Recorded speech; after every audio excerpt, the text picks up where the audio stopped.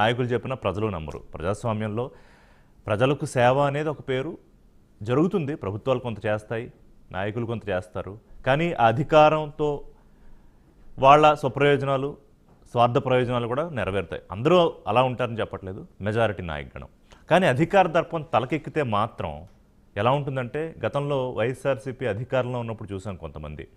అంటే నాయకుడు ఎలా నడిస్తే మేము అలాగే నడుస్తాం అని వాళ్ళంటే ఓకే, అది వాళ్ళ ఇష్టం, అలాగే బిహేవ్ చేశారు. ఎందుకు ఇదంతా నేను ఉపోద్ఘాతం చెప్తున్నానంటే, చిన్న పెద్ద స్థాయి భేదాలు లేవు, లేకపోతే ఒక హోదా చూసుకోవడం లేదు, కనీసం వయసుకు ఒక గౌరవం ఇద్దాం లేదు. చంద్రబాబు నాయుడు అంటే 40 ఏళ్ల నుంచి రాజకీయాలు చేస్తూ జాతీయ స్థాయిలో రాజకీయాల్లో ఆయన ప్రాముఖ్యత, హైదరాబాద్ నగరం సంబంధించి ఆయన చేసిన విశేష కృషి, అలాగే ఇప్పుడు 4 సార్లు ముఖ్యమంత్రి, అంతకుముందు 3 సార్లు ముఖ్యమంత్రిగా చేసిన ఆయన్నే వదిలిపెట్టల. లోకేష్, పవన్ కళ్యాణ్, ఆయన అప్పుడప్పుడే రాజకీయాల్లోకి వచ్చి 25 ఏళ్ళ రాజకీయాల్లో నేను ఉండాలి అనుకున్న వ్యక్తిని కూడా ఎట్లా పంపేద్దామా అని ప్రయత్నం చేశారు. కానీ ఆ మాటలు పాలసీల విషయంలో కానీ, లేకపోతే ప్రభుత్వంలో ఏమన్నా పరిపాలనలో లోపాలు ఉంటే కానీ, లేకపోతే ప్రజా సమస్యలు కానీ, వీటి మీద ఎంతైనా మాట్లాడవచ్చు. టైం లేదు, ఏ సందర్భం అయినా అక్కర్లేదు, ఎంత వాయిస్ అయినా రైజ్ చేయొచ్చు. కానీ అన్యాయంగా ఇంట్లో ఆడవాళ్ళ గురించి బండబూతులు నేను ఎలాగూ చెప్పలేను, చూపించడానికి కూడా చాలా ఇబ్బందికరంగా ఉండేవి. ఇవాళ పోసాని అరెస్టు, అంటే నిన్న రాత్రి జరిగిన అరెస్టు మీద వైఎస్ఆర్సీపీ చేసే ఒక రాద్ధాంతం ఎలా ఉందంటే, ప్రజా ఉద్యమాలు ఆందోళనలు చేస్తారు చూసారా, వాళ్ళని పోలీసులు అరెస్ట్ చేస్తే ఇది ప్రజాస్వామ్యమా అరాచకమా అంటారు చూసారా, అట్లా ఉంది. మరి వాళ్ళు ఏమి ప్రజా పోరాటాలు చేసి అరెస్టులు అయ్యారో అడుగుదాం. అక్రమ అరెస్టులని, కక్ష సాధింపులని, నిర్బంధాలని, తెలుగుదేశం మరి ప్రతిపక్షంలో ఉన్నప్పుడు వైఎస్ఆర్సీ ప్రభుత్వంలో ఉన్నప్పుడు చేసిన అరెస్టులు మర్చిపోయారా? అరెస్టుల గురించి కూడా నా ఉద్దేశం అది కూడా కాదు. కానీ వాళ్ళు మాట్లాడిన మాటలు, ఆ బూతులు, అంటే కొడాలి నాని అంటారు చాలామంది. అసలు పోసాని మాటలు కొడాలి నాని కూడా ర్యాంక్ చాలా తక్కువే కొడాలి నానికి. అందుకే వాళ్ళు నేను ఏం పెట్టానంటే, పేజ్ 2 రెడ్ బుక్. రెడ్ బుక్లో 2వ పేజీలోకి పోసాని ప్రమోటే వచ్చాడా. నాతో పాటు స్టూడియోలో కోసంపూడి శ్రీనివాస్ గారు, జనసేన సీనియర్ నాయకులు, అధికార ప్రతినిధి ఉన్నారు. వారితో మాట్లాడే కన్నా ముందు, నమస్కారం శ్రీనివాస్ గారు. ఉమేష్ చంద్ర గారు, హైకోర్టు న్యాయవాది, వారితో అసలు ఈ కేసులు గొడవలు ఏంటి, సెక్షన్లు ఏంటి, మనం కొంచెం లీగల్గా ఒకసారి తెలుసుకునే ప్రయత్నం చేద్దాం. ఎందుకంటే వైఎస్ఆర్సీపీ వాళ్ళు వీటిని అక్రమ కేసులను ఎందుకు అంటున్నారు, కక్ష సాధింపు కేసులను ఎందుకు అంటున్నారు, ఈ కొంతమంది ఏమో అసలు కేసులు సరిగ్గా పెట్టలేదు, ఇంకా చాలా సివియర్గా ఉండాలి కేసులు అని కొంతమంది అంటున్నారు. మరి ఆ పరిజ్ఞానం ఉన్న న్యాయవాదితోనే మాట్లాడదాం. నమస్కారం ఉమేష్ గారు. నమస్కారం ఋషి గారు, good evening. Good evening sir. Sir ఏంటి అక్రమ అరెస్టులు ఇవి? పోసాని చేసింది కానీ, అంతకుముందు వంశీ మీద చేసింది కానీ చట్టవిరుద్ధం అంటున్నారు, ఏంటి ఒకసారి మాకు ప్లీజ్ ఎడ్యుకేట్ అస్. చట్టవిరుద్ధం అంటే అండి, ఏదన్నా ఒక అరెస్ట్ చట్టవిరుద్ధం అనాలి అంటే ఫస్ట్ నేను ఒకసారి ఒక ప్రాసెస్ ఎక్స్ప్లెయిన్ చేసే ప్రయత్నం చేస్తాను ఋషి గారు, ఆ తర్వాత మీకు అర్థమవుతుంది. ప్రాసెస్ ఏంటంటే, ఒక వ్యక్తి వెళ్ళి కంప్లైంట్ ఇస్తారు పోలీస్ స్టేషన్ లో. ఇచ్చిన తర్వాత ఆ కంప్లైంట్ యొక్క కాగ్నిజబుల్ అఫెన్స్ కనుక డిస్క్లోజ్ చేస్తే, లలిత కుమారి యొక్క state of UP and honourable supreme court of India వారి జడ్జిమెంట్ ప్రకారంగా దాన్ని ఎఫ్ఐఆర్ కడతారు. కట్టిన తర్వాత పోలీసు వారికి అధికారం వస్తుంది. అధికారం ప్రకారం ఇంతకుముందు సిఆర్పిసి 41A నోటీస్ కానీ, ఇప్పుడు బిఎన్ఎస్ఎస్ 35(3) నోటీస్ కానీ పోలీసు వారు ఇవ్వాలా, లేదు ఏ సెక్షన్లు పెట్టారో ఆ సెక్షన్ల ప్రకారంగా ఇంతకుముందు కూడా ఇతని మీద ఏమైనా కేసులు ఉన్నాయా, లేదా ఇప్పుడు ఏమైనా కేసులు చాలా ఉన్నాయా, లేదా ఇతను సంఘ విద్రోహ చర్యలకు ఏమైనా పాల్పడతారా, లేదా ఏమన్నా ఈయన చెప్పే మాటల ద్వారా కానీ, లేకపోతే ఇతర కేసుల ద్వారా కానీ ప్రజలు ఏమన్నా ఇబ్బందులకు గురి అవుతారా, అవన్నీ పరిగణలోకి తీసుకొని అరెస్ట్ చేయాలా వద్దా అనేది పోలీసు వారి డిస్క్రిషన్. సో దాన్ని ఉపయోగించుకొని పోలీసు వారు అరెస్ట్ చేస్తుంటారు. అరెస్ట్ చేసిన తర్వాత మ్యాజిస్ట్రేట్ గారి ముందు ప్రవేశపెడతారు. సో మ్యాజిస్ట్రేట్ గారి ముందు ప్రవేశపెట్టిన తర్వాత ఒకవేళ అరెస్టు చట్టవిరుద్ధం అని భావిస్తే మ్యాజిస్ట్రేట్ గారు రిలీజ్ చేస్తారు. లేదు అరెస్టు సబబే అని భావిస్తే మ్యాజిస్ట్రేట్ గారు రిమాండ్కి తరలిస్తారు. మ్యాజిస్ట్రేట్ గారు రిమాండ్కి తరలించే సమయంలో కూడా ఇరుపక్ష వాదనలు వినొచ్చు. రిమాండ్ నిర్ణయం చేస్తూ మన చంద్రబాబు నాయుడు గారి కేసులో కూడా చూసాం. అప్పుడు విజయవాడ కోర్టులో పర్టికులర్ మ్యాజిస్ట్రేట్ గారి ముందు సిద్ధార్థ లూత్రా గారే వచ్చి స్వయంగా ఆయనే సీనియర్ కౌన్సిల్ ఆయనే ఆర్గ్యుమెంట్ వినిపించడం జరిగింది. సో రిమాండ్ స్టేజ్ లో కూడా ఇరుపక్ష వాదనలు వినే అవకాశం ఉంటుంది. పోసాని కృష్ణమురళి గారు నన్ను చట్ట విరుద్ధంగా అరెస్ట్ చేశారని కనుక ఆయన భావించినప్పుడు మ్యాజిస్ట్రేట్ గారి ముందు ఆయన వాదనలు వినిపించుకొని రిమాండ్ కానికుండా తీసుకోవచ్చు, ఆ అవకాశం ఉంటుంది. సో చట్ట విరుద్ధమా కాదా అంటే అరెస్ట్ ఎప్పుడు చట్టవిరుద్ధం కాదండి. అరెస్టు తర్వాత జరిగే చర్యలు పోనీ అరెస్టు కాల చట్టవిరుద్ధం అని చెప్పాలంటే ఇంటిమేషన్ ఇచ్చావా లేదా? ఎవరికైతే ఇంటిమేషన్ ఇవ్వాలో ఆయన అక్కడ ఆయన వైఫ్ ఉన్నారు. మన నిన్న మన కూడా వీడియోలు మనకి రిలీజ్ అయ్యి నిన్న ఈవినింగ్ నుంచి క్షమించాలి ఈవినింగ్ నుంచి మనకి వీడియోలు రిలీజ్ అయ్యి మనం క్లియర్ గా అందులో చూసాం. ఆయన వైఫ్ ఉన్నారు, ఆవిడకి ఇంటిమేషన్ ఇవ్వాలని పోలీసు వాళ్ళు ప్రయత్నం చేశారు. అరెస్ట్ చేసేటప్పుడు గ్రౌండ్స్ ఆఫ్ అరెస్ట్ ఏంటని చెప్పాలి, మీ మీద మోపబడిన సెక్షన్లు ఏంటని చెప్పాలి, మీ మీద ఇచ్చిన కంప్లైంట్ ఏంటని చెప్పాలి, ఎవరు మీ మీద కంప్లైంట్ ఇచ్చారో చెప్పాలి, ఎందుకు మిమ్మల్ని అరెస్ట్ చేస్తున్నాం, ఏ ప్రాసెస్ మిమ్మల్ని అరెస్ట్ చేస్తాం, ఎక్కడ మిమ్మల్ని తీసుకెళ్తున్నాం అని ఆయనకి చెప్పాలి. ఆయన తరఫున వాళ్ళకి కిట్ అండ్ కిన్ అంటాం మన ఇంగ్లీష్ లో, ఎవరో ఒకరికి నెక్స్ట్ ఫ్రెండ్ అంటాం లేదంటే లీగల్ టర్మ్స్ లో వాళ్ళకి చెప్పాలి. అక్కడ నిన్న ఆయన సతీమణి గారు ఉన్నారు, అలాగే వాళ్ళ అబ్బాయి కూడా ఉన్నారు. సో వారికి ఆల్రెడీ ఇన్ఫర్మేషన్ ఇవ్వడం జరిగింది. సో చట్టవిరుద్ధం అంటే ఏ ఇక్కడ ఆరోగ్యం ఆయనకి ఏదో ఆపరేషన్ అయిందని, ఆరోగ్య సమస్యలు ఉన్నాయని, నేను ఇప్పుడు హాస్పిటల్కి వెళ్ళొస్తానని ఆయన అడిగితే కూడా తీసుకెళ్లారంటారు. అవన్నీ మ్యాజిస్ట్రేట్ గారు కన్సిడరేషన్ లో తీసుకుంటారండి.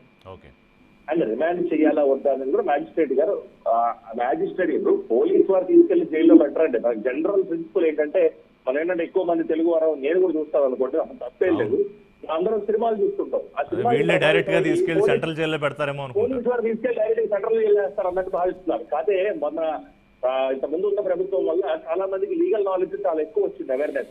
సో దానిలో వాళ్ళకి ఇప్పుడు తెలుసు రిమాండ్ చేయాలంటే మ్యాజిస్ట్రేట్ గారు చేయాలి. చట్టవిరుద్ధంగా అరెస్ట్ జరిగింది అని భావించాలంటే మ్యాజిస్ట్రేట్ గారు భావించాలి తప్ప ఏ పోలీస్ ఆఫీసరో లేదా ఏ పర్టికులర్ ఇండివిజువల్ చెబితే అది పర్టికులర్ పొలిటికల్ పార్టీకి సంబంధించిన వాళ్ళు చెబితే అది కరెక్ట్ కాదు. మ్యాజిస్ట్రేట్ గారు చట్టవిరుద్ధంగా జరిగిందా, చట్టానికి అనుగుణంగా జరిగిందా అని వాళ్ళు ఆవిడ చూస్తారు. ఆవిడ లేక ఆయన ఆనరబుల్ మ్యాజిస్ట్రేట్ గారు డిస్క్రిప్షన్ ఆవిడ చూస్తారు. సో ఇప్పుడు ఈ సెక్షన్ లో అంటే మనకి కూడా పెద్ద ఎక్కువ డీటెయిల్స్ అక్కర్లేదు, కానీ ఒకసారి ఆడియన్స్ కోసం అంటే ఈ సెక్షన్లు ఏంటంటే నాన్ బెయిలబుల్ సెక్షన్స్ అంటున్నారు కదా.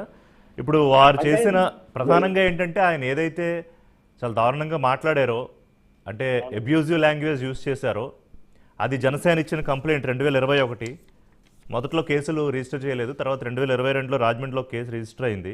తాజాగా 3-4 కేసుల్లో ఒకటి అన్నమయ్య జిల్లా పోలీసులు ఇప్పుడు అరెస్ట్ చేశారు. జస్ట్ ఒకసారి బ్రీఫ్గా ఈ సెక్షన్స్ చెప్తారా? దీనిలో మోహపడిన సెక్షన్స్ ఏంటంటే అండి, ఇంకోటండి కంప్లైంట్ ఇచ్చింది 2021లో అని చెప్తున్నారు, బట్ నా దగ్గర కంప్లైంట్ కాపీ కూడా ఉంది.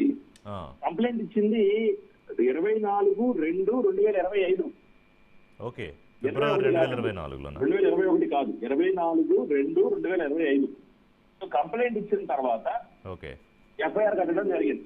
ఎఫ్ఐఆర్ నెంబర్ 65/2025 కట్టడం జరిగింది. దానిలో మోపబడిన సెక్షన్లు ఏమిటంటే 196, 353 class 2, 111 red with 3 class 5 of the BNS act. నేను ముందు అంత ఇంగ్లీష్ లో చెప్పేవాడిని. సో చాలా మంది డిబేట్ చూసి తెలుగులో చెప్పండి సార్, నాకు అర్థం కావట్లేదు అన్నారు కదా, మొత్తం తెలుగులో చెప్పే ప్రయత్నం చేస్తాను. అవును, ఈ సెక్షన్లు ఏం చెబుతాయంటే ఋషి గారు, 196 అనే సెక్షన్ ఇంతకు ముందు మన ఇండియన్ పీనల్ కోడ్ లో 153A సెక్షన్.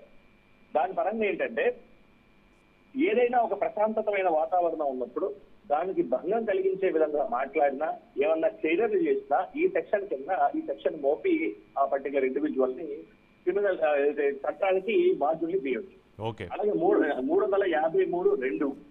అదేవిధంగా ఇది అన్నిటికన్నా ముఖ్యమైన సెక్షన్ 111 అండి. ఎందుకు ముఖ్యమైన సెక్షన్ అని చెప్తున్నానంటే సెక్షన్ 111లో పనిష్మెంట్ ఏమున్నది అనేది మనం చూసుకోవాలి. ఎందుకంటే ప్రతిదీ ఇంతకు ముందు మీరు అన్నారు బెయిలబుల్ ఆర్ నాన్ బెయిలబుల్ అని. అర్నేష్ కుమార్ జడ్జ్మెంట్ వచ్చిన తర్వాత సుప్రీంకోర్టు వారు అర్నేష్ కుమార్ జడ్జ్మెంట్ ఇచ్చాక బెయిలబుల్ నాన్ బెయిలబుల్ కాదు, 7 ఏళ్ల కన్నా కింద 7 ఏళ్ల కన్నా పైన. నాన్ బెయిలబుల్ అఫెన్స్ అంటే బెయిల్ రాదని కాదండి. నాన్ బెయిలబుల్ అఫెన్స్ లో కూడా బెయిల్ న్యాయస్థానం నుంచి పొందవచ్చు.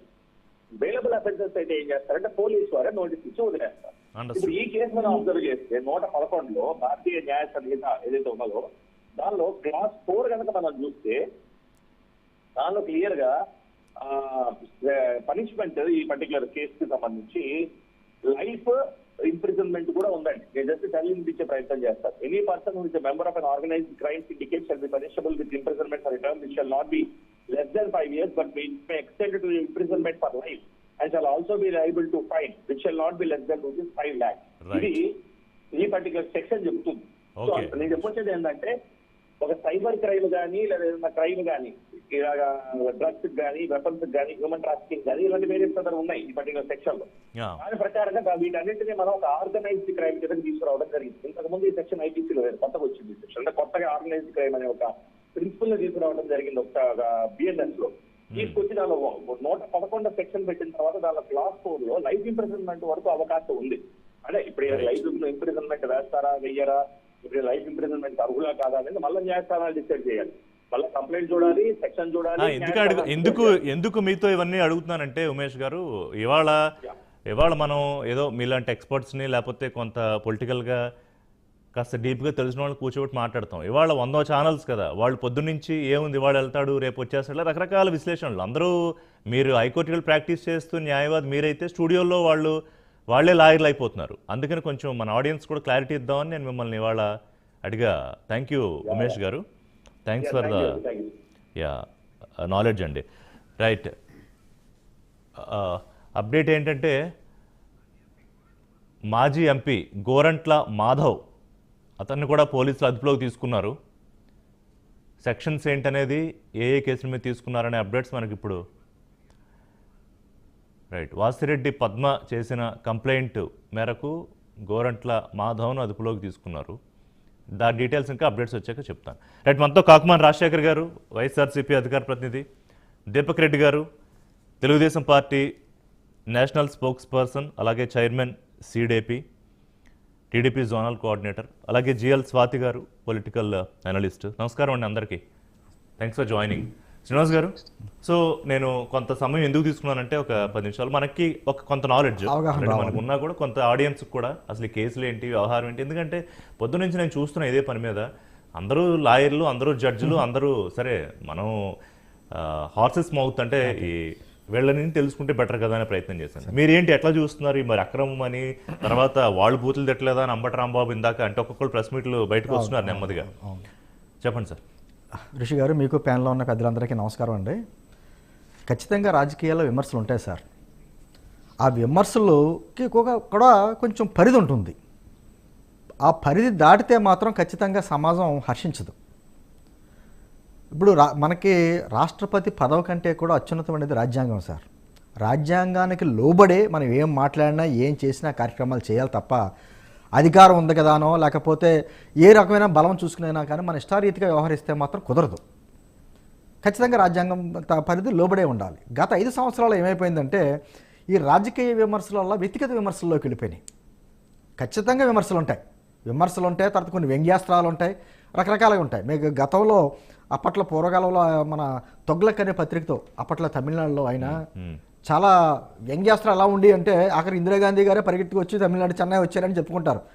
రాజకీయంగా అటువంటి విమర్శనాస్త్రాలు అన్నీ ఉంటాయి.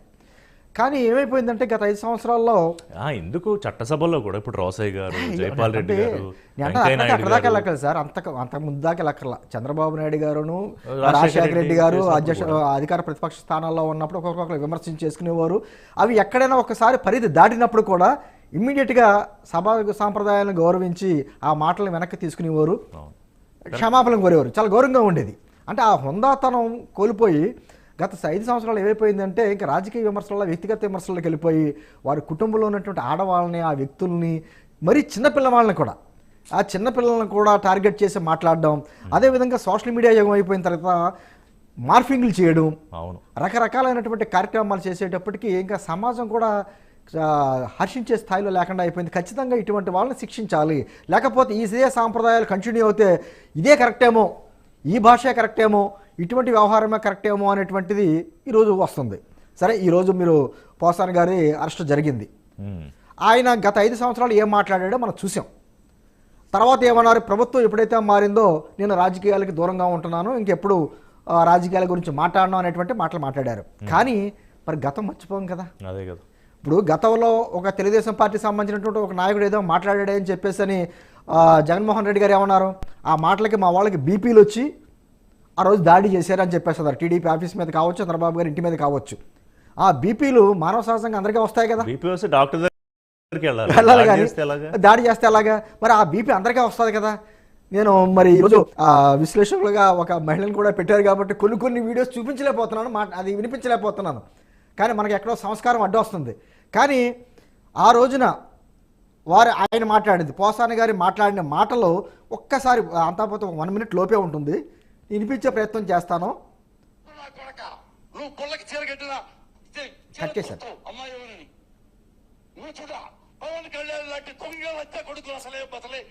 వద్దులేండి, ఎందుకంటే పవన్ కళ్యాణ్ నాకు కొడక ఆ పార్టీ నాదనే లాగేసుకోవడానికి అమ్మాయిలు పంపించాడు, పార్టీ లాగేసుకున్నారు, రామారావు చంపేశారు. ఇది నీకు తెలీదా? నువ్వు అక్కడువా నువ్వు నీ కొడుకు లోకేష్ లాగా తాగుమూతలు కాదు, నీ కొడుకు లోకేష్ లాగా తిరుగుమూత కాదు, నీ కొడుకు లోకేష్ ఆంబోతు కాదు, బేవర్స్ కాదు, లోఫర్ కాదు. నేను ఇంకా వినిపించలేనండి. ఇంకోటి కూడా ఏంటంటే నిజంగానే ఇబ్బందిగా ఉన్నాయి.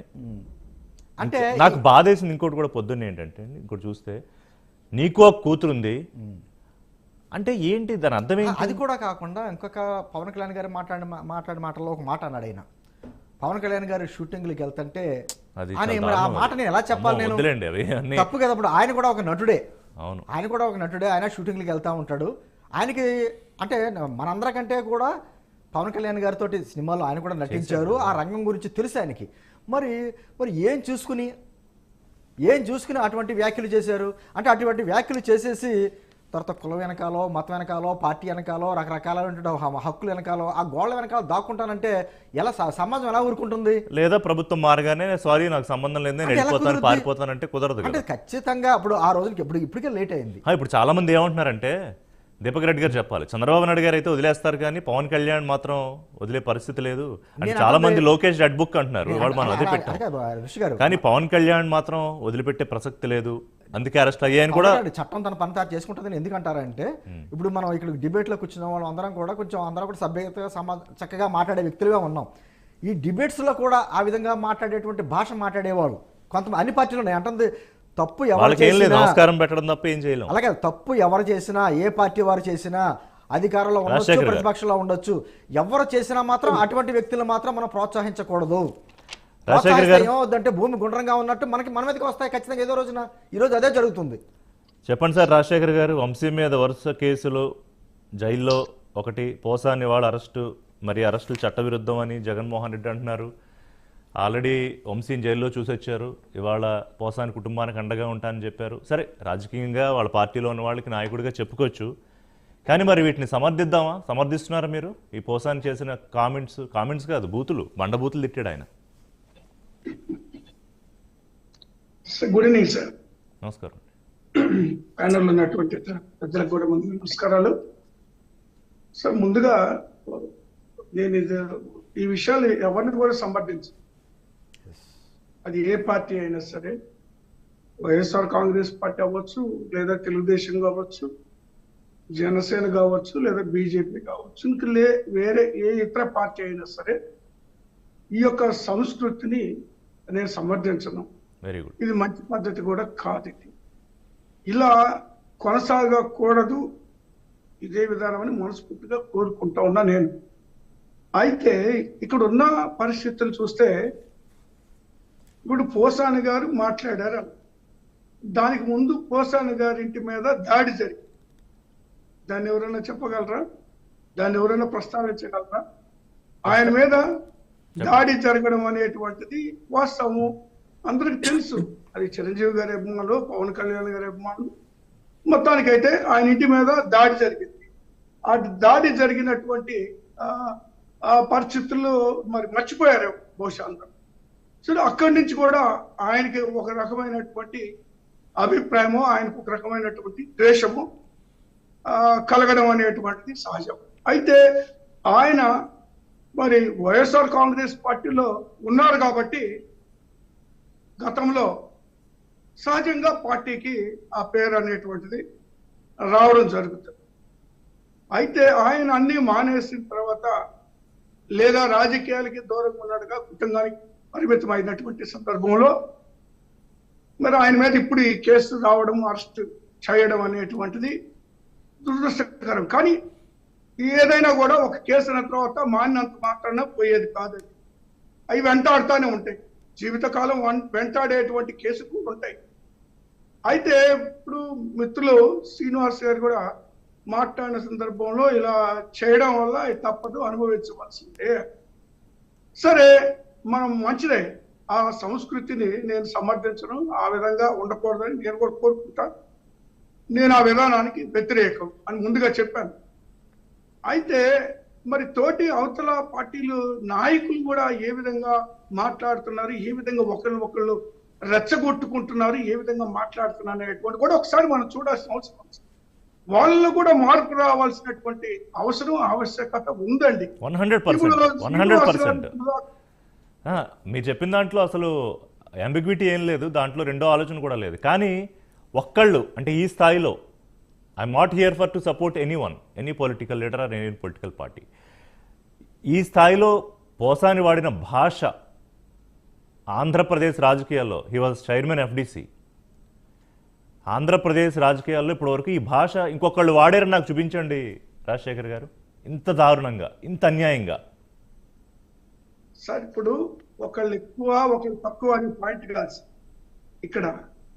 ఒకళ్ళు ఎక్కువ తక్కువ, కానీ ఆ మాటలు మాట్లాడడానికి దారి తీసినటువంటి పరిస్థితులు కూడా గమనించాలని చెప్తున్నాను. I understand your point. So Deepak Reddy garu, Swati garu, I just come to you. Deepak Reddy garu. Let me complete, sir. Let me complete, sir. 1 minute, sir. 1 minute. So ఇప్పుడు నేనేమంటాను, ఇప్పుడు దాకా శ్రీనివాస్ గారు కూడా చెప్పాడు, చాలా నీతులు చెప్పారు. కానీ వాళ్ళ నాయకుడు ఏం మాట్లాడారండి? చెప్పండి. పవన్ కళ్యాణ్ గారు ఏం మాట్లాడారు? చెప్పండి. తోలు తీస్తాను, నార తీస్తాను, దమ్ముంటే రండ్రా నా కొడకలారా అని ఎమ్మెల్యేలని, మరి మంత్రుల్ని, ఎంపీలని పిలిచినప్పుడు అది ఎంతవరకు సబబు? అది దాన్ని మనం సమర్థించగలమా? ఇంట్లో ఆడవాళ్ళని ఎప్పుడు మాట్లాడలేదు శ్రీనివాస్. ప్లీజ్ డోంట్ ఇంటర్ఫియర్ అని అంటుంది. వ్యక్తిగత దాడులు ఎప్పుడు చేయలేదండి రాజశేఖర్ గారు. You should not interfere. మీరు మాట్లాడండి when time comes. మీరు సో ఇప్పుడు అలాగే చెప్తున్నాను సార్, నేను పోసాని గారు కాదు, నేను కాదు, ఎవరైనా ఇప్పుడు ఆయన ఎంత ఎక్స్ట్రీమ్ మాట్లాడారో తెలుసు. అదే విధంగా లోకేష్ గారు ఏ విధంగా మాట్లాడారో, లేదా చంద్రబాబు నాయుడు గారు ఏ విధంగా తోలు తీస్తానన్నారో, లోకేష్ గారు ఒక్కవాడికి ఉత్సవం ఊపిస్తానని మాట్లాడటం జరిగింది. వారు ఉన్నారు పాపం, కొన్ని మాటలు నేను మాట్లాడకపోతాను. కాబట్టి నేనేమంటానంటే ఈ పద్ధతి అనేటువంటిది ఒకరినొకరు రెచ్చగొట్టుకోవడం, మాట్లాడుకోవడం, ఒకళ్ళు ఎక్కువ ఒకళ్ళు తక్కువ ఉండొచ్చు, నేను కాదంటు. కానీ దీనికి దీపక్ రెడ్డి గారు, ఇప్పుడు దీపక్ రెడ్డి గారు గమనించాలని కోరుతున్నా. మీరు రెచ్చగొట్టారు కాబట్టి, okay I understand your point. మీరు రెచ్చగొట్టారు కాబట్టి దీపక్ రెడ్డి గారు బీపీలు పెరిగి పార్టీ ఆఫీసులు బద్దలుగొట్టారు. మీరు రెచ్చగొట్టారు కాబట్టి ప్రెస్ మీట్లు పెట్టి బూతులు తిడతారు. మీరు రెచ్చగొడితే ఇంట్లో ఆడవాళ్ళని కూడా బూతులు తిడతారు. మీరు రెచ్చగొడితే నీకు కూతురు ఉంది జాగ్రత్త అని కూడా మాట్లాడతారు. దీపక్ రెడ్డి గారు చెప్పండి. ఎంత ఆశ్చర్యంగా ఉందంటే, ఇప్పుడే వైసీపీ రిప్రజెంటేటివ్ మాట్లాడేది క్లియర్ కట్ తప్పు పెట్టుకొని ప్రజలు ఏం జరిగిందో కళ్ళతో చూస్తుండే తర్వాత కూడా ఈ విధంగా మీరు మాట్లాడుతున్నారు అని అంటే, ఆ కాస్త కోస్త మీకుండే పర్సనల్ క్రెడిబిలిటీ కూడా పోద్ది అనే మాట మీరు గుర్తు పెట్టుకోవాలి. ఇప్పుడు అనిన మాట ఏంది, రెచ్చగొట్టున్నారు కనుక ఇటువంటివి చేయటం ఓకే అనే విధంగా జస్టిఫికేషన్తో అన్నారు. దేవాలయం లాంటి మా పార్టీ ఆఫీస్ మీద దాడి చేస్తే దానికి మేమేమనాలండి? అనేక మా నాయకుల మీద రెచ్చగొట్టే మాటలు మాట్లాడి దాడులు చేసిన తర్వాత మేమేమనాలండి? సో ఇక్కడ పాయింట్ ఏంటంటే ఒక 2-3 అంశాలు. ఇది అసలు సమాజంలో పాలిటిక్స్ లో మనం కొన్ని ఫండమెంటల్స్ ఇప్పుడు మాట్లాడాల్సిన సమయం వచ్చింది. వీళ్ళందరూ మాట్లాడుతూ ఉంటారు అని అంటే కేవలము వీళ్ళ సొంత ఐడియాలజీనే కాదు, దీని వెనకాల జగన్మోహన్ రెడ్డి ఉన్నాడు. జగన్మోహన్ రెడ్డి చెప్పి ఇదంతా చేయించినాడు. ఇటువంటి వాళ్ళు రాజకీయాల్లో కంటిన్యూ అయ్యేదానికి ప్రజలు వాళ్ళ స్థానం వాళ్ళకి చూపించినారు. ఇటువంటి వాళ్ళు కంటిన్యూ అవటము మనము ఒప్పుకుంటామా అనే డిస్కషన్ ఈరోజు ప్రజల్లో రావాలి. సో రాజకీయాల్లో ఇది ఒక హెల్దీ హ్యాబిటా కాదా అని చెప్పి ఒక డిస్కషన్ రావాలి. నేను ఒక ఇంగ్లీష్ ఫేమస్ సేయింగ్ చెప్పాలనుకుంటున్నానండి. Great minds discuss ideas. దాని తెలుగు ట్రాన్స్లేట్ మళ్ళా చేస్తాను. Average minds discuss events, small minds discuss people. కానీ వీళ్ళు ఈ 3 కేటగిరీల్లో కూడా పడరు. వీళ్ళు ఇంకా చీప్ మైండ్స్.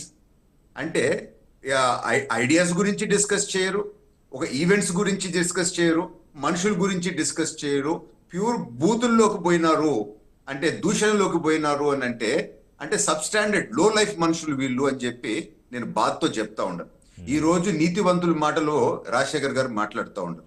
నేను లైవ్ విట్నెస్ రిషి గారు, 3 క్యాపిటల్ బిల్ పాస్ అయినప్పుడు చైర్మన్ గారు వెనక్కి పోగానే ఆయన చేంబర్ లోనే ఏ విధంగా ఆయనని దూషించినారు, మతంతో అప్పుడు దూషించినారు, ఎత్తినారు.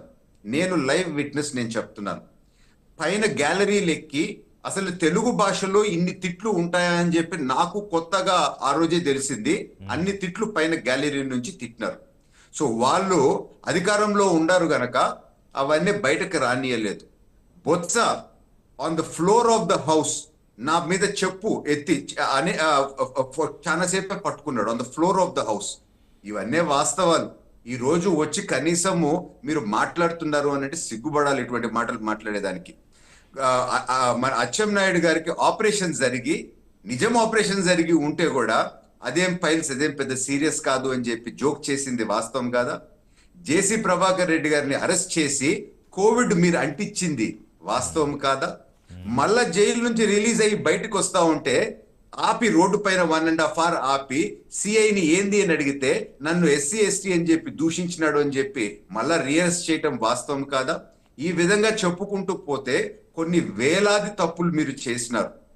వాస్తవంగా ఇప్పటిదాకా మీరు చూస్తే శుక్రవారం వస్తే ఏ ఇల్లు ఇల్లీగల్ గా ఇరగొట్టినారండి చెప్పండి నాకు. ఒక్క ఎగ్జాంపుల్ చెప్పండి.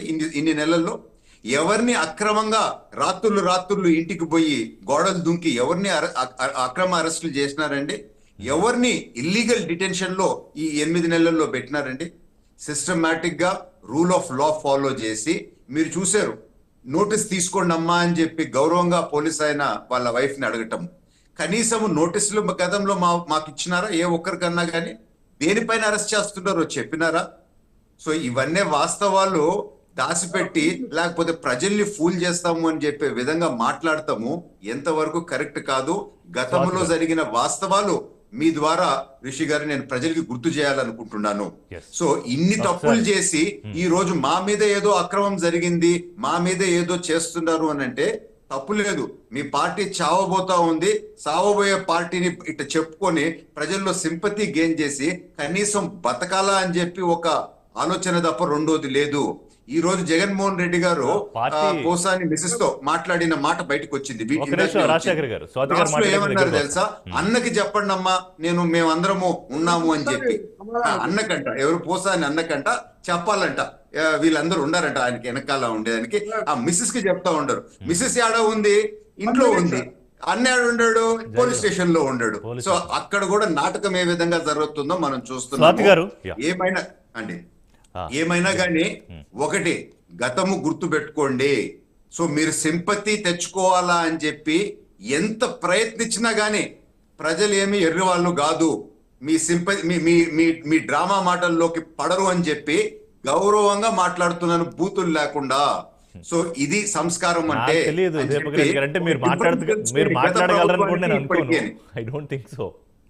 స్వాతి గారు, ఇప్పుడు వీళ్ళని అరెస్ట్ చేయకుండా, అంటే ఇంక నేను అవన్నీ వాళ్ళు ఏమన్నారో చెప్పాలనుకోవట్లేదు. ఇంకా ఆడవాళ్ళని రకరకాల సంబంధాలు, బూతులు, తిట్లు ఎన్ని చేయాలో అన్ని తిట్టాక వీళ్ళని అరెస్ట్ చేయకుండా ప్రభుత్వం ఒక సభ ఏర్పాటు చేసి సన్మానం చేయాలా? అండ్ ఇంకోటి కూడా, నేను ఇందాక ఉమేష్ గారిని అడుగుదాం అనుకున్నాను, బట్ ఆయన ఈరోజు లిటిల్ హరి. జుడిషియర్ని కూడా అవమానించాడు ఈయన పోసాని గారు. ఎట్లా అంటే ఎవరినో పంపించారు గుర్తుల కోసం, అంటే అదర్ పార్టీని కూడా అవమానించినట్టే కదా స్వాతి గారు. Okay. Good evening and good evening everyone. Deepak garu, hi. Nice to be back on the same panel.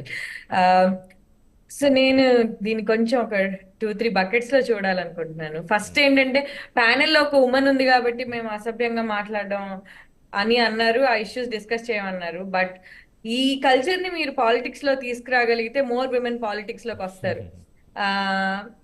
అది ఫస్ట్. సో రెండోది ఏంటంటే, దీన్ని విమెన్ అండ్ లీడర్షిప్ ని బూతులు తిట్టడం, ఈ రెండు మాత్రమే ప్రాబ్లమ్స్ గా చూస్తున్నారు. నాకు అది చాలా సర్ప్రైజింగ్ గా ఉంది. అంటే లీడర్స్ ఫ్యామిలీస్ కి చెందిన ఉమెన్ గురించి మాట్లాడితే మాత్రమే పార్టీ క్యాడర్లు హర్ట్ అవుతున్నారు. అంటే నేను కూడా ఒక పార్టీలో చాలా కీలకమైన పదవిలో వర్క్ చేశాను. సో నేను ఏ పార్టీని ఉద్దేశించి మాట్లాడట్లేదు. I know. అండ్ బట్ నేను స్పష్టంగా గమనించిన ఫినామినాన్ ఏంటి అంటే, మన పార్టీ లీడర్ గురించి ఒకరు తప్పుగా మాట్లాడినా, పార్టీ లీడర్ భార్య గురించి వాళ్ళ కూతురు గురించి మాట్లాడినా మనం అఫెండ్ అవుతాము.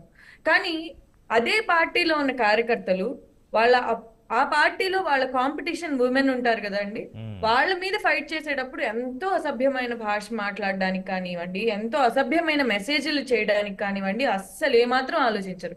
ఓకే. సో అది కూడా పార్టీ అండ్ పార్టీ లీడర్లు ఆలోచించాల్సిన విషయం. అండ్ నెక్స్ట్ మూడోది మీరు రేజ్ చేసిన పాయింట్ ఏంటంటే, వీళ్ళని ఇలానే చూస్తూ టాలరేట్ చేస్తూ ఉంటామా? అస్సలు ఉండకూడదు. దాని పొలిటికల్ థియరీలో ఒక పాయింట్ ఉంది ఏంటంటే, బ్రోకెన్ విండో సిండ్రోమ్ అంటారు. అంటే law and order, rule of law లేవు అన్న ఫీలింగ్ కనుక పబ్లిక్ వస్తే అసలు చట్టాల మీద వ్యవస్థల మీద నమ్మకమే పోతుంది. అట్లీస్ట్ గత 5 ఏళ్లుగా ఆంధ్రప్రదేశ్ లో ఆ కల్చరే క్రియేట్ అయిపోయింది. అంటే మీరు ఒక మాట, ఇప్పుడు ఫర్ ఎగ్జాంపుల్ నేను టీడీపీలో 2 ఏళ్లుగా వర్క్ చేశాను కాబట్టి నేను టీడీపీలో ఫస్ట్ హ్యాండ్ కొన్ని ఎక్స్పీరియన్సెస్ నుండి నేను చెప్పగలిగింది ఏంటంటే, ఒకవేళ ఇటువంటి బిహేవియర్ ఆర్ ఇటువంటి కల్చర్ ఏదన్నా వస్తే వెంటనే పైనుండి ఒక మెసేజ్ వస్తుంది, ఒక కాల్ వెళ్తుంది, మీ బిహేవియర్ ని మీరు ఎక్స్ప్లెయిన్ చేయండి అనే ఒక ప్రశ్న వస్తుంది. సో వెంటనే ఏంటంటే లీడర్షిప్ లో ఒక రెస్పాన్సిబిలిటీ ఆర్ ఒక అలర్ట్నెస్ ఉంటుంది.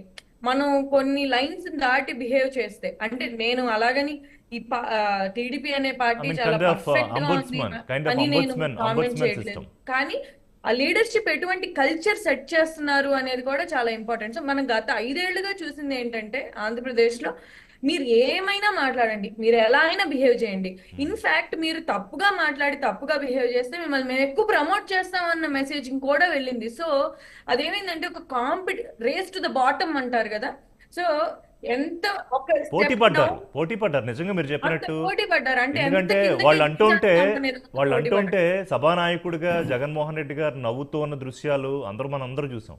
సో వాళ్ళు ఎంకరేజ్పోయారు ఒకరినొకరు పోటీ పడుతూ కదా. సో అది అన్యాక్సెప్టబుల్ అన్న టోన్ పార్టీ సెట్ చేయాలి ఫస్ట్. అండ్ రెండోది ఏంటంటే, ప్రభుత్వంలోకి వచ్చినప్పుడు దాన్ని రిపేర్ చేయాల్సిన అవసరం ఉంది. రిపేర్ చేయకపోతే ఏంటంటే అది ఒక డేంజరస్ ప్రెసిడెంట్ అయిపోతుంది. ఇందాక దీపక్ గారు అన్నట్టు పాలిటిక్స్ లో నిజంగా కల్చర్ ఎలా ఉండాలి అనేది మనం ఆలోచించాల్సిన అవసరం ఉంది. That's true. కాకపోతే మూడో విషయం నేను హైలైట్ చేయాల్సింది ఏంటంటే, ఇప్పుడు కూటమి ప్రభుత్వం దీన్ని ఇన్స్టిట్యూషన్స్ కరెక్ట్ చేస్తున్నట్టే భావించాలి. అంటే మెసేజింగ్ ఉండాలి. ఇది పర్సనల్ వెండెట్టాగా కానీ లేకపోతే పొలిటికల్ రివెంజ్ తీసుకుంటున్నట్టు కానీ ఒకళ్ళు హీరో అవ్వటానికి కానీ చేయకూడదు. ఇది ఎందుకు అది ఇంపార్టెంట్ అంటే, లేకపోతే మళ్ళీ అది సేమ్ కల్చర్ ని మీరు రిపీట్ చేసినట్టు అవుతుంది. అంటే పవన్ కళ్యాణ్ గారు లా అండ్ ఆర్డర్ కరెక్ట్ గా లేకపోతే యాక్సెప్ట్ చేయరు, లోకేష్ గారు రెడ్ బుక్ జరగకపోతే యాక్సెప్ట్ చేయరు, అవ్వకూడదు. అది పవన్ కళ్యాణ్ గారు కాదు, లోకేష్ గారు కాదు. వ్యవస్థల్ని రిపేర్ చేయాలి అన్న ఇంటెన్షన్ సీరియస్ గా కూటమి ప్రభుత్వానికి ఉంటే, లేకపోతే ఏమవుతుందంటే, ఇప్పుడు మీకు సోషల్ మీడియా తెలియంది కాదు, ప్యానెల్లో ఉన్న వాళ్ళు ఎవరికి తెలియంది కాదు. సోషల్ మీడియాలో ఏమవుతుంది, అది పవన్ కళ్యాణ్ గారు taken revenge on Vallabhaneni Vamsi గారు అవుతుంది. So again the debate becomes Pawan Kalyan గారు ఫ్యాన్స్. అదే జరుగుతుంది ఉదయం నుంచి. ఒక సీనియర్ అనలిస్ట్ విశ్లేషకుడు ఆయన ఏమన్నారంటే, చంద్రబాబు నాయుడు ఎప్పటి నుంచో ఇవన్నీ చూసి పోనీ టైం వేస్ట్ అని వదిలేసే తత్వం అయింది, కానీ పవన్ కళ్యాణ్ అలా కాదు.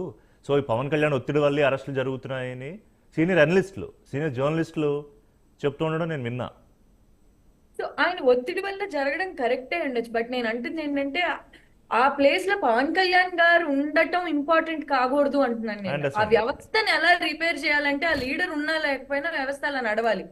సో ఇప్పుడు మళ్ళీ మనం ఈ మొత్తం దాన్ని ఒక లీడర్ ని హీరోని చేయడానికి అయిపోతే వ్యవస్థ యొక్క సీరియస్నెస్ తగ్గిపోతుంది. సో కూటమి ప్రభుత్వానికి నా రిక్వెస్ట్ ఏంటి అంటే, దీన్ని మళ్ళీ పర్సనల్ వెండేటా చేయకండి.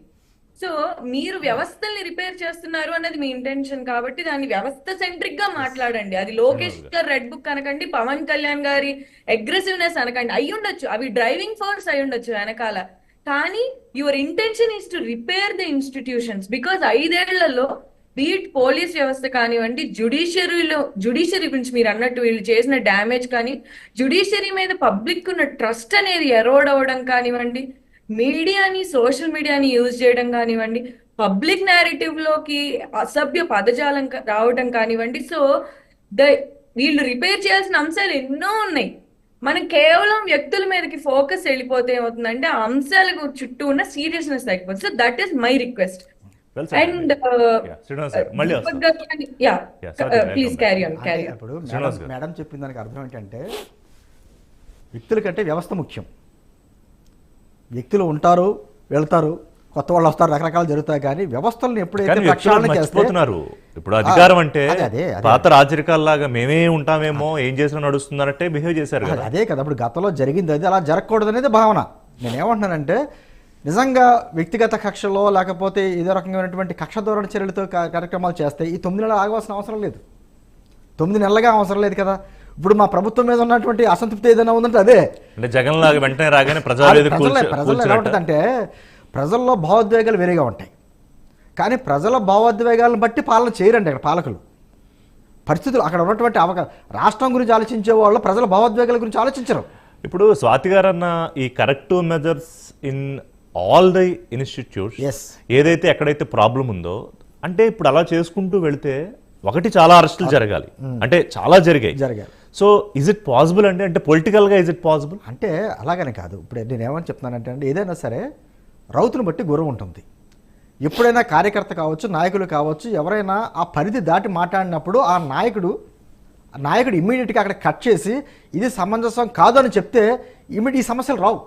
మీకు ఉదాహరణగా మేము చెప్తున్నాను, మాకు కూడా మా అధికార ప్రతినిధికి సంబంధించి ఒక మీటింగ్, పర్సనల్ మీటింగ్ పెట్టినప్పుడు పవన్ కళ్యాణ్ గారు మాలో కొంతమందికి, నాతో సహా చెప్పాలంటే, అంటే వివిధ అంశాల్లో ఒక్కొక్కరికి ఒక అంశం మీద, అదే అంశాల మీద ఆయన హెచ్చరిక చేశాడు, చాలా వార్నింగ్ ఇచ్చారు ఆయన. ఖచ్చితంగా నేను రాజకీయాల్లో ఉన్నాను కాబట్టి నా మీద విమర్శలు చేస్తారు, నా మీద ఏ భాషతో అయితే విమర్శలు చేశారో అదే భాషని మీరు వాడొద్దు, వాడితే వాళ్ళకే మనకి తేడా ఉండదు. మరి రాజశేఖర్ గారు ఇందాక కొన్ని ఎగ్జాంపుల్స్ చెప్పారు. నేను అంటే చెప్తారండి, నేను కాదంటే అంటే అన్నారు, ఆయన కూడా అన్నారు. అంటే ఎప్పుడైతే పవన్ కళ్యాణ్ గారు ఒకనొక దశలో ఆయన ఎక్కడ ఇరిటేట్ అవ్వాల్సి వచ్చిందంటే, పవన్ కళ్యాణ్ గారు ఏదో ప్యాకేజీ తీసుకున్నారని రకరకాలైనటువంటి మాటలు మాట్లాడేది తట్టుకోలేక ఆయన ఒక మాట అన్నాడే తప్ప మమ్మల్ని అందరినీ, కార్యకర్తలు కావచ్చు, నాయకులను కావచ్చు, ఆ భాష ఎటువంటి పరిస్థితుల్లో ఉపయోగించొద్దు అనేటువంటి మాటలు మాట్లాడారు. అక్కడ జరగలా, వైఎస్ఆర్ కాంగ్రెస్ పార్టీలో జరగల. జోగి రమేష్ కావచ్చు, కొడాల నాని కావచ్చు, అసెంబ్లీలోనే ఎటువంటి భాష మాట్లాడారో మనం చూసాం. ఆ రోజునే జగన్మోహన్ రెడ్డి గారు ఒక అధినేతగా అసెంబ్లీకి వచ్చాం, మనం ఎటువంటి భాష మాట్లాడుతున్నామో అర్థం చేసుకోవాలని మాట అనుంటే ఖచ్చితంగా మిగతా వాళ్ళు మాట్లాడేవారు కాదు.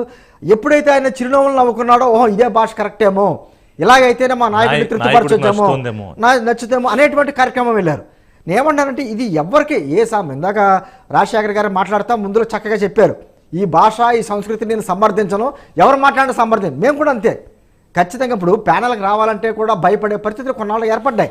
ముందు ఎవరున్నారు ఆ మనుషులను చూసుకుని మేము ప్యానల్లోకి రావాల్సిన పరిస్థితి, రాజశేఖర్ వస్తున్నాడు పర్వాలేదు, రాజశేఖర్ వస్తున్నాడు అని చెప్పేసి నేను ఆ సంస్కృతి భయపడేటువంటి సంస్కృతి వచ్చేసింది. ఆ భాష మనకు రాదు.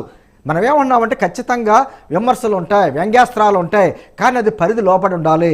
రాజకీయంగా ఖచ్చితంగా ఎంత మంచి చేసినా కూడా అదే అన్నాను ఋషి గారు, పాలసీలు, ప్రజా సమస్యలు, పరిపాలనా పరమైన లోపాలు, అర్ధరాత్రి కావాలంటే ప్రెస్ మీట్ పెట్టు, లేకపోతే వీడియో పెట్టి రిలీజ్ చేయి. ఖచ్చితంగా ఎంత మంచి చేసినా, అధికార పార్టీ ఎంత మంచి చేసినా కూడా ప్రతిపక్ష పార్టీగా ఏమంటారు, చేయలేదు అనొచ్చు, రకరకాల అనొచ్చు, ఇంకా చేయొచ్చు.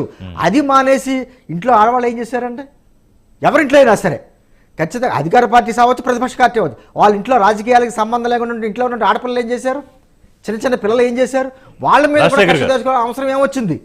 ఖచ్చితంగా విమర్శలు ఉంటాయి, ఖచ్చితంగా నేను అంట్లా. ఒకటి స్వాతి గారు చెప్పిన దాంతో మీరు ఏకీపిస్తున్నారా? రెండు, అసలు పర్సనల్ లైఫ్స్ లోకి ఇంటర్వ్యూన్ అయ్యి వల్గర్ కామెంట్స్ చేసే హక్కు మన రాజ్యాంగం ఏం మనం ఇవ్వలేదే. భావ ప్రకటన స్వేచ్ఛ ఇచ్చింది. మేబీ ఇలా అర్థమైందేమో భావ ప్రకటన స్వేచ్ఛ అంటే కొంతమందికి. సార్ ఇప్పుడు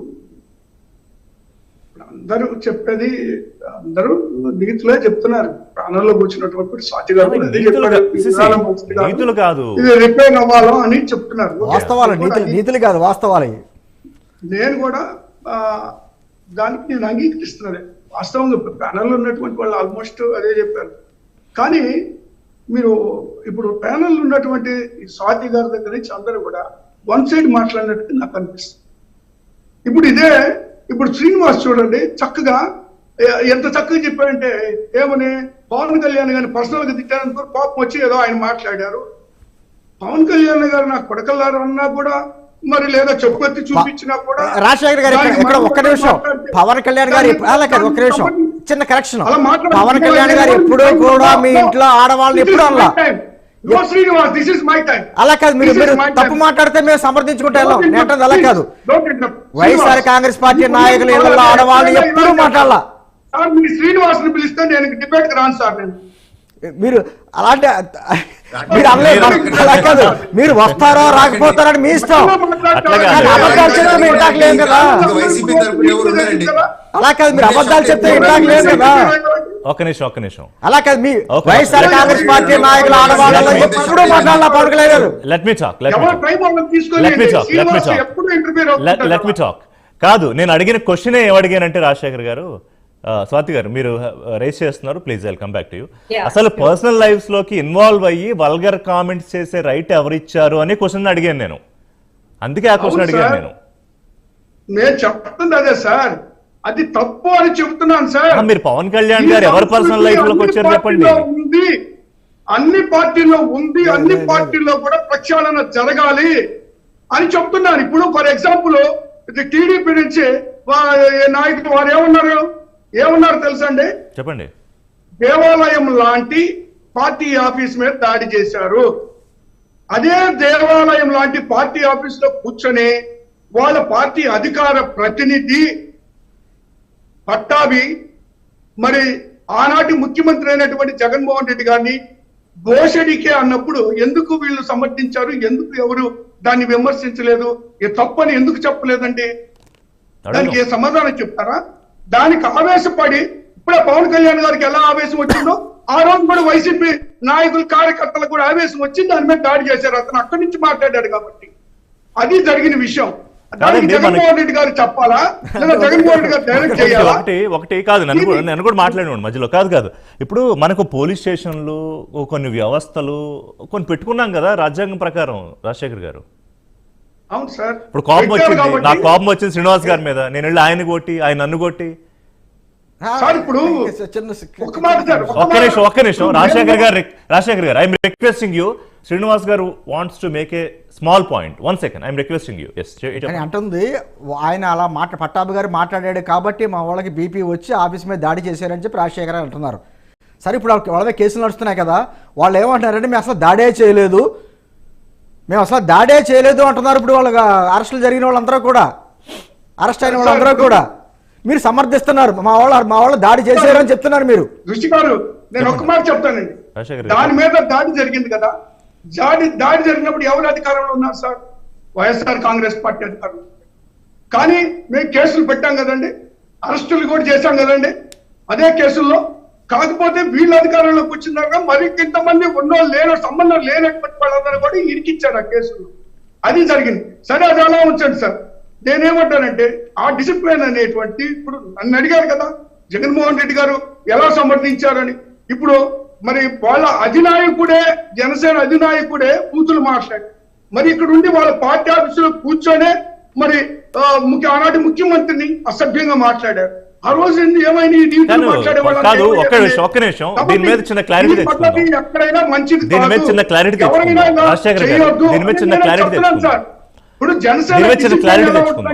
పవన్ కళ్యాణ్ గారు బూతులు మాట్లాడారని మీరు ఇందాక నుంచి 2-3 సార్లు అన్నారు. నాకు ఒక్క క్లిప్పింగ్ చూపించండి, పవన్ కళ్యాణ్ ఎక్కడ బూతులు మాట్లాడారు? అది కాదు, పవన్ కళ్యాణ్ గారు వైసీపీ నాయకుల ఇళ్లలో ఆడవాళ్ళని ఏమన్నా అన్నారా? ఆయన ఆడవాళ్ళ దగ్గరికి వెళ్ళలేదు. అంటే ఒక మనిషిని ఒకరు కొడుకులారా అంటే ఏంటి? నా కొడుకు అంటే ఏంటండి దాని అర్థం? What does it mean? ఋషి గారు మీరు చెప్పండి. ఓకే, సో అంటే అదే అంటే ఇక్కడ డిగ్రీ రైట్ అంటే సరే, ఇంకా పోసాని మాట్లాడిన మాటలైతే నేనేమో ప్రస్తావించలేను. ఎవరికి పుట్టినట్టు అండి నా కొడుకులు అంటే? ఎవరికి పుట్టినట్టు? ఆయన పుట్టినోళ్ళ? మరి ఇన్ని బూతులు మాట్లాడిన పోసానికి మీ నాయకుడు ఏ విధంగా మద్దతు చెప్తున్నారు సార్?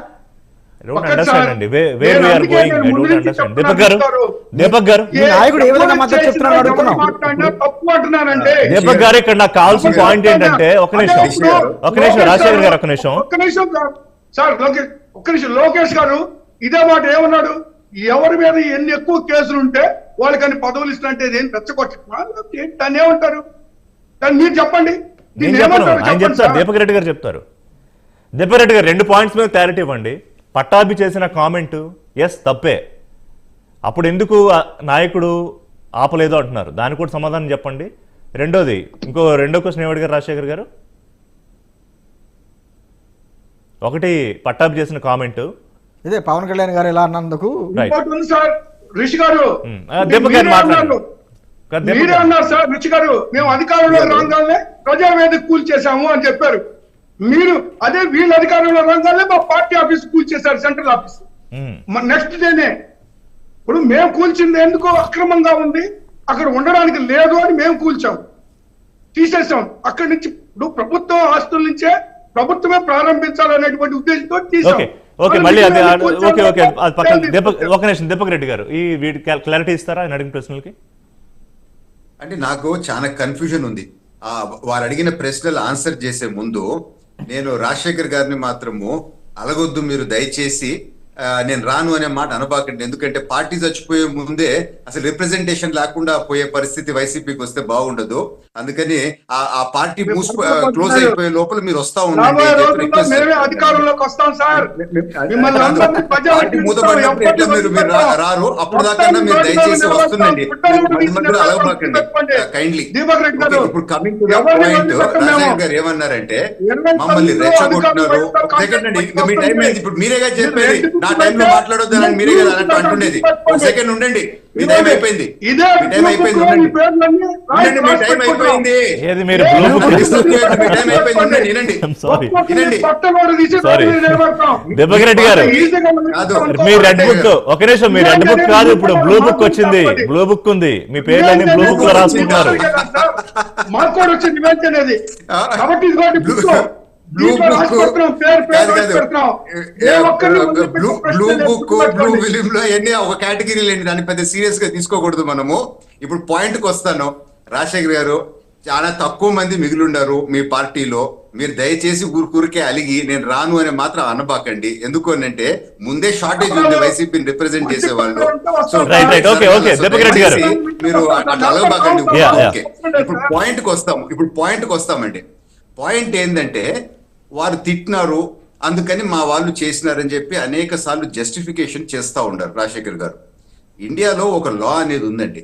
సో మీరు ఇన్ కేస్ తిట్టినారు అని అంటే కూడా దాన్ని జస్టిఫికేషనా వచ్చి పార్టీ ఆఫీస్ మీద దాడి చేయటం, లెటెస్ట్ టాక్ లాజిక్ అట్లీస్ట్.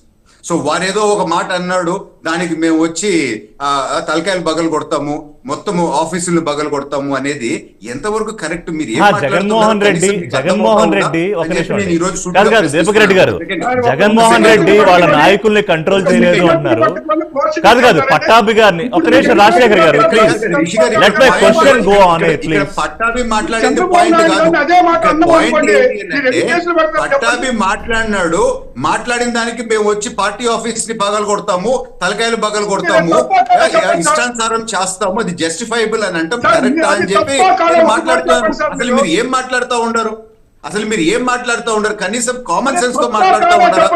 అంటే ఎవరన్నా ఒక మాట అన్నారు అని అంటే మేము పోయి వాళ్ళని తలకాయ బగలు కొడతాము, వాళ్ళని చంపుతాము అని చెప్పి అంటాం కరెక్టా? మీరు టీవీ పైన ఉండారండి, మనం ఏం మాట్లాడుతున్నామో ఆలోచించి మాట్లాడండి. సో ఇందాకనే సోదరుడు ఏమన్నాడు, ఏ ఒక్కసారన్నా ఆడవాళ్ళ మీద పవన్ కళ్యాణ్ గారు దూషించినారా అని అన్నారు. అదే విధంగా తెలుగుదేశం పార్టీకి సంబంధించిన వాళ్ళు ఏ ఒక్కరన్నా ఆడవాళ్ళ మీద అన్నారా? మీ పార్టీ సోషల్ మీడియా వాళ్ళు షర్మిల గారి పైన, విజయమ్మ గారి పైన ఎటువంటి పెట్టినారు? అంటే మీ సొంత జగన్మోహన్ రెడ్డి గారి కుటుంబంలో ఉండే ఆడవాళ్ళను కూడా మీరు వదిలిపెట్టలేదు. అది మీ స్థాయి. నేను చెప్తాను, వినండి రాజశేఖర్ గారు, వినండి కొంచెం వినండి. ఇప్పుడు మీ ప్రభుత్వం పోయి 8-9 నెలలు అయిపోయింది, అందుకని ఇప్పుడు మీరు కొంచెం వినేది నేర్చుకోండి. ఇప్పుడు కొంచెం మీరు ఆపోజిషన్ లో ఉండారనేది అర్థం చేసుకోండి.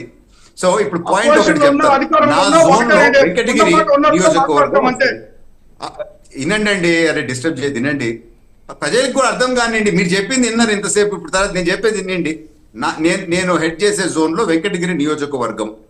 మా అధ్యక్షులు చంద్రబాబు నాయుడు గారు లక్ష్మి గారికి టికెట్ అనౌన్స్ చేశారు మొన్న ఎలక్షన్ లో. సో లక్ష్మి గారు దాదాపు 1 నెల రోజులు ప్రచారం కూడా చేయటం జరిగింది as an MLA candidate. So మేము కుటుంబం అంతా ఒకసారి కూర్చున్నప్పుడు నేను చెప్పినాను, మా ఇంట్లో ఆడవాళ్ళని ఎట్టి పరిస్థితుల్లో నేను రాజకీయంలోకి రానియను, ఎందుకు అని అంటే ఇదిగో ఇటువంటి వైసీపీకి సంబంధించిన వాళ్ళని మనుషులు అనాలో వాళ్ళు ఏమనాలో తెలియదు, వాళ్ళు మాట్లాడే విధానంతో నేను తట్టుకోలేను, అందుకని మా ఇంట్లో కుటుంబంలో నేను ఆడవాళ్ళని వచ్చేదానికి నేను ఒప్పుకోను అని చెప్పి వారి కుటుంబంతో కూడా నేను లంచ్కి పోయినప్పుడు వాళ్ళ ఇంటికి మాట్లాడినాను. వాళ్ళు ఆ రోజు రాత్రి ఆలోచించుకొని నెక్స్ట్ రోజు మార్నింగ్ చంద్రబాబు నాయుడు గారి దగ్గరికి మేము లక్ష్మి గారిని విత్డ్రా చేసుకుంటాము, మా రామకృష్ణ గారే పెద్దలు ఇంట్లో ఉండాలా అని చెప్పి, అంటే ఆ స్థాయికి దిగజార్చినారు. అంటే మహిళలు రాజకీయాల్లోకి రావాలా అని అంటే భయపడే స్థాయికి తీసుకొని వచ్చింది మీరు కాదా? ఇది నేను లైవ్ ఎగ్జాంపుల్ చెప్తా ఉన్నానండి. సో ఇవి మీరు ఎక్స్ప్లెయిన్ చేయలేరు. రాజకీయాల్లో ఉండే గౌరవాన్ని తగ్గించింది వైసీపీ పార్టీ, రాజకీయాల్లో ఉండే విలువల్ని పూర్తిగా తీసేసింది YCP party. Three capital bill నాకు 2 గంటలు పట్టింది ఆ షాక్ నుంచి బయటికి రికవర్ అయ్యేదానికంటే. ఇంకా డర్టీగా చేస్తున్నాం. మనం ఏం చేస్తున్నాం అంటే ఈ ఫీల్డ్ ని ఎంత వల్గర్ గా క్రియేట్ చేస్తున్నాం అంటే అసలు ఆ ఫీల్డ్ లోకి ఉమెన్ రావడానికి ఇష్టపడట్లా.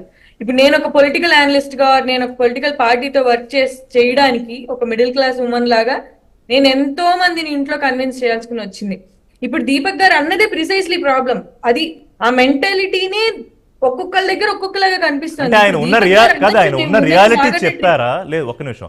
ఆయన ఉన్న రియాలిటీ చెప్పి, బాబు మా ఇంట్లో వాళ్ళకి ఈ బూతులు ఈ వ్యవహారాలు వద్దు, దయచేసి మా వాళ్ళని దూరంగా పెడతానంటే ఇంకోళ్ళు కూడా విత్డ్రా అయిపోయారు. ఆయన జరిగిన రియాలిటీ చెప్పారు.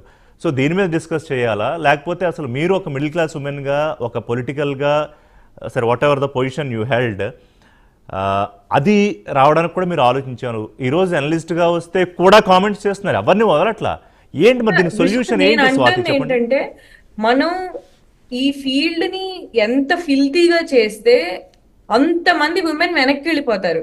దానికి సొల్యూషన్ అంటే నేను దీపక్ గారికి చెప్తున్నాను పర్టికులర్. ఇప్పుడు ఆ పాయింట్ వచ్చింది కాబట్టి నేను చెప్పాలనుకుంది ఆ పాయింట్ కాదు, బట్ నేను దీపక్ గారికి ఆయన జోనల్ ఇన్ఛార్జ్ గా చేస్తున్నారు కాబట్టి నేను ఆయనతో మాట్లాడుతున్నాను. ఏంటంటే దానికి సొల్యూషన్ విమెన్ వెనక్కి వెళ్ళిపోవడం కాదు, మోర్ విమెన్ ఈ ఫీల్డ్ లోకి వస్తే బెటర్ అవుతుంది politics for women. So that is my point. And next నేను ఇందాక రేజ్ చేయాల్సిన అనుకున్న బిగ్గర్ క్వశ్చన్ ఏంటి అంటే how far are we taking this? అంటే ఇది ఎంత దూరం వెళ్తుంది, వ్యక్తుల్ని దాటి వ్యవస్థల దగ్గరికి ఎప్పుడు వెళ్తుంది? అంటే ఇప్పుడు యాంటీ అబ్యూస్ లెజిస్లేషన్ ఏమన్నా రాబోతోందా? ఇప్పుడు వైఎస్ఆర్సీపీ వాళ్ళు సపోజ్ భయపడి టీడీపీలో చేరారు అనుకోండి, మనం చేర్చుకోవడానికి సిద్ధంగా లేమా? ఇలాంటి కామెంట్స్ చేసిన వాళ్ళకి టీడీపీలోను జనసేనలోను ఎంట్రన్స్ లేదు అని ఖరాఖండిగా చెప్పగలుగుతామా? అండ్ అలాంటి కామెంట్స్ టీడీపీ జనసేనలో నాయకులు చేస్తే వాళ్ళ మీద సిమిలర్ యాక్షన్ తీసుకోగలుగుతున్నామా? ఒక anti online abuse legislation and ఒక యాంటీ అబ్యూస్ వ్యవస్థని క్రియేట్ చేయగలుగుతున్నామా? అంటే మనం ఎంతసేపుకి నా బాధ ఏంటి అంటే ఈ స్పేస్ అంతా, of course this is politics, ఆ పొలిటికల్ స్పేస్ లో ఉన్నప్పుడు ఎవరైనా అదే. ఇప్పుడు స్వాతి గారు మీరు చాలా మంచి పాయింట్స్, డిబేటబుల్ పాయింట్స్ ఇందాక ఇప్పుడు కూడా లేవనెత్తారు. కానీ నా డౌట్ ఏంటంటే అసలు ఇది అర్థం చేసుకునేంత స్థాయిలో ఈ మాటలు మాట్లాడే నాయకులు ఉన్నారా? ఫస్ట్ అసలు మీరు చెప్పే లాంగ్వేజ్ అసలు వాళ్ళకి కమ్యూనికేట్ అవుతుందా? అది అర్థమైన నాయకులు ఉన్నారు, అర్థం కాక కాదు. బట్ నాయకత్వం ఏంటి అంటే ఈ నిమిషం నాకు ఎలక్షన్ విన్ అవడానికి ఏం హెల్ప్ అవుతుంది, ఈ నిమిషం నా క్యాంప్. ఎందుకంటే ఒక పొలిటికల్ పార్టీ కానివ్వండి, ఒక గవర్నమెంట్ కానీ వాళ్ళ లైఫ్ స్పాన్ 5 years. సో నేను తీసుకొచ్చే ఒక ఇంటర్వెన్షన్ నాకు 2 ఏళ్లలో 3 ఏళ్లలో నాకు పొలిటికల్ గా బెనిఫిట్ వస్తుంది అంటే నేను దాని మీద ఇంట్రెస్ట్ చూపిస్తాను. సో నేనంటుంది ఏంటంటే మీరు చెప్పిన దాన్ని బట్టి ఏం చేయాలంటే పార్టీలో ఫస్ట్ లైన్ ఏంటంటే ఈ అబ్యూజివ్ లాంగ్వేజ్ ఎవరైతే మాట్లాడుతున్నారో వాళ్ళని పార్టీ నుంచి సస్పెండ్ చేస్తాము అనేది మేబీ ఫస్ట్ లైన్ ఉండాలి పార్టీ రూల్స్ బుక్ లో. మేబీ అప్పుడే ఏమన్నా తగ్గుతుందేమో. దీపక్ రెడ్డి గారు, రాజశేఖర్ గారు, శ్రీనివాస్ గారు నేను దాని మీద క్విక్ గా రెస్పాండ్ అవ్వండి. వైసీపీ పార్టీ మూతపడిపోయినట్టే కదా రిషి గారు. అవునవ్వండి, వైసీపీయా లేకపోతే ఇంకో పార్టీయా ఇంకో పార్టీయా? రాజశేఖర్ గారు కూడా మిగులుతారేమో. ఒక నిమిషం రాజశేఖర్ గారు అయితే 3 పార్టీల్లో ఏ పార్టీలో చేరాలా అని చెప్పి మాత్రము ఆయన మైండ్ లో ఒక డిస్కషన్ జరుగుతా ఉంది, ఒక ఆలోచన ఉంది అని మాత్రం నాకు అనిపిస్తా ఉంది. ఆయనకు ఆఫర్ చేయాలండి. రిషి గారు మీరు కోరింది జరిగితే బాగుంటుంది. ఎందుకంటే స్వాతి గారు చెప్పిన దానికి నేను సమర్థిస్తాను. రాజశేఖర్ గారు మీరు మాత్రం దయచేసి అలగబాకండి. వారు అనుకుంటున్నారేమో కానీ రాబోయే రోజుల్లో జరుగుతుంది. వారు ఏదైతే ఆశించారో జరుగుతుంది. 33% ఎప్పుడైతే వస్తుందో అప్పుడు అందరూ వెళ్తారు. Hopefully. Right. అంటే అది కాదండి ఋషి గారు, ఏదైనా పార్టీ కావచ్చు లేకపోతే కుటుంబం కావచ్చు, ఏదైనా కూడా ఆ పెంపకాలు ఉంటాయి చూసారా, దాన్ని బట్టి వ్యవహారం ఉంటుంది. అదే విధంగా పార్టీలో కూడా నేను అంటుంది ఖచ్చితంగా ఈ రోజున పోసాని కృష్ణమూర్తి మాట్లాడిన మాటల సభ్య సమాజం చూసుకున్న తర్వాత కూడా అటువంటి వ్యక్తికి నీకు నేను అండగా ఉన్నాను అని చెప్పేసి జగన్మోహన్ రెడ్డి గారు ఫోన్ చేసి భరోసా ఇస్తున్నారంటే అంతకంటే మనం ఏం చేయలేం. సో దీపక్ రెడ్డి గారు, so page number 2 Posani, page number 3 ఎవరో చెప్పండి, క్లోజ్ చేసేద్దాం. Page number 3 right. ఒక్క నిమిషం I just wanted to know page number 3. నేను ఒకటే ఒక మాట చెప్తా. చెప్పండి తొందరగా చెప్పండి. జగన్మోహన్ రెడ్డి నిజంగా రాయలసీమ బిడ్డ అయి నిజమైన మళ్ళీ కొత్త సవాళ్ళు ఒక సెకండ్ నిజమైన రెడ్డి అయి ఉంటే ఎవడు విజయమ్మ గారి మీద అండ్ షర్మిల గారి మీద పోస్ట్ పెట్టినాడో సొంత కుటుంబం నచ్చినా నచ్చకపోయినా పడినా పడకపోయినా వాళ్ళ తలకాయ తీసి వచ్చుండేది నిజమైన మనిషి. అటువంటి మాటలు అటువంటి ఉంది. ఆ పాలిటిక్స్ లో క్రిమినలైజేషన్ తెచ్చింది వైసీపీ పార్టీ అని చెప్పి మాత్రం నేను క్లారిటీతో చెప్తూ, రిషి గారు ఒక్క మాట చెప్పి నేను ముగిస్తాను. ఇప్పుడు ఈ లాస్ట్ 8 నెలల్లో పరిణామాలు చూస్తా వైఎస్ఆర్ పార్టీ వాళ్ళు చేసే డ్రామాలు నాటకాలు చూస్తుంటే ప్రతి అరెస్ట్ అయిన తర్వాత ఏదో సత్య హరిశ్చంద్రుల్ని మేము అరెస్ట్ చేస్తున్నాము, ఏదో ఒక నీతివంతుల్ని స్వాతంత్ర సమరయోధుల్ని అరెస్ట్ చేస్తున్నాము అన్నట్టు వీళ్ళు నాటకాలు ఆడుతున్నారు కనుక బహుశా కూటమి ప్రభుత్వం ఇప్పుడు ఏమైనా ఆలోచించాలంటే ఒక కొత్త జైలు 2 సంవత్సరాల లోపల కట్టి అందరినీ కట్టగట్టి సో ప్రస్తుతానికి రెడ్ బుక్ పేజ్ నెంబర్ 2 పూర్తయింది. పేజ్ నెంబర్ 3 లో ఎవరున్నారు, పేజ్ నెంబర్ 4 లో ఎవరున్నారు, వరుసగా ఇప్పుడు గోరంట్ల మాధవ్ నోటీసులు ఇచ్చారు. తర్వాత నోటీసులు ఎవరికి వెళ్తాయో చూద్దాం. రాజశేఖర్ గారు ఇప్పుడే చెప్పారు కొత్త విషయం, వైఎస్ఆర్సీపీ బ్లూ బుక్ రాసుకుంటుంది. తాజాగా ఈ బుక్కుల వ్యవహారం తెలంగాణకు కూడా పాకింది. కవిత గారు మొన్న పింక్ బుక్ చూపించి మేము కూడా పేర్లు రాసుకుంటున్నాం అని చెప్పారు.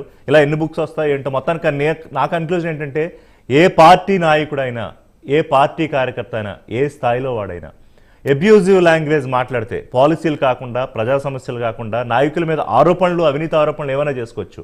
కానీ ఇళ్లలో ఆడవాళ్ళని తీసుకొచ్చి లేకపోతే వ్యక్తిగతంగా ఆరోపణలు చేస్తే మాత్రం సహించడానికి వ్యవస్థలు చూస్తూ ఊరుకోవనే మెసేజ్ ఇందాక స్వాతి గారు చెప్పినట్టు ఆ వ్యవస్థల్ని కరెక్ట్ చేసి